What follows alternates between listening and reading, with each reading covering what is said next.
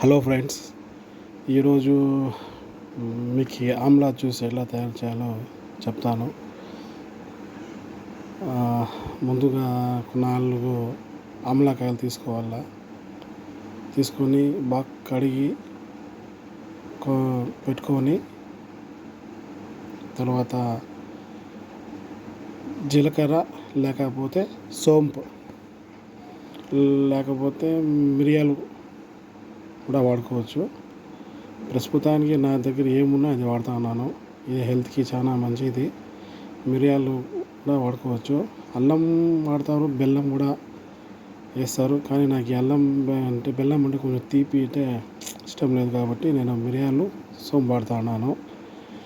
బాగా నీట్గా కట్ చేసుకొని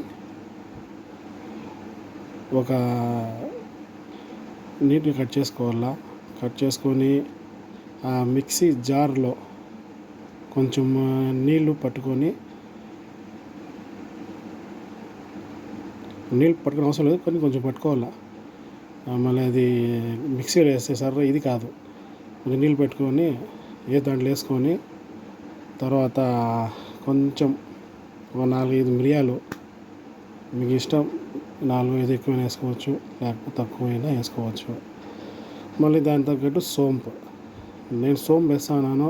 మీరు కావాలంటే జీలకర్ర వేయచ్చు, బెల్లం కూడా వేసుకోవచ్చు, కొత్తిమీర, పుదీనా అవి కూడా వేసుకోవచ్చు. కానీ నాకు నచ్చదు కాబట్టి నేను జార్కి వేసి మిక్సీకి వేస్తా ఉన్నాను.